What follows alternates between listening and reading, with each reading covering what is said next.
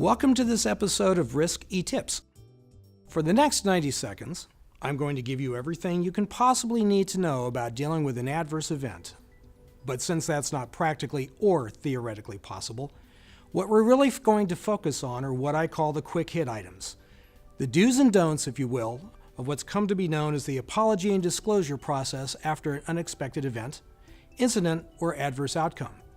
There is no standardized nomenclature, so it's whatever your office or facility calls it. First off is recognizing you have a problem, and whether that problem resulted in actual or perceived harm. Sometimes it's immediately apparent, and other times there is delayed manifestation of its onset. Examples include the recognized bowel perforation during surgery, in contrast to the abdominal complaint that hours later leads to a plain film showing intra-abdominal free air. In contrast, consider a vaccination out of sequence that is harmless medication error, but an error nonetheless. The key is recognizing you have a deviation from expectation, a different result, or an added unexpected element outside the patient's expectations. Secondly, don't be concerned about who done it. At this stage, the focus is on what happened and what's being done to manage it. Never blame anyone by direct comment, inference, or in writing, especially in the record. What you may think is a CYA maneuver in the record can quickly become your litigation obituary. Third, gather your team for a huddle before you disclose what you know to the patient and family. This is your pre-game strategy session to allow all the key players to be on the same page about what you know, don't know, and what will be disclosed to the patient. Never guess or speculate at the unknown.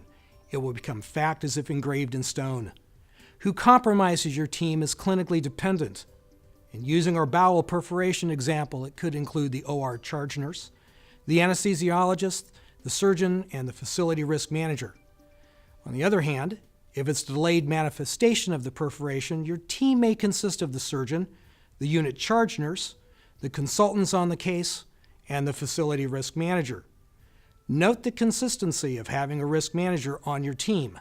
They are your 911 for adverse events and should be considered your quarterback. Lastly, it's okay to be sorry, and you should be sorry.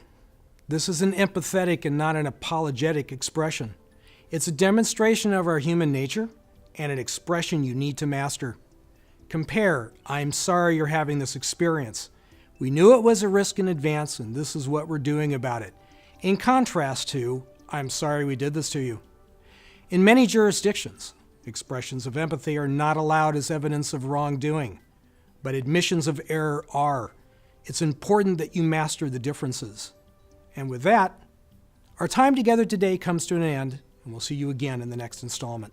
For additional reading on adverse events, please see the risk management page of the Cooperative of American Physicians website.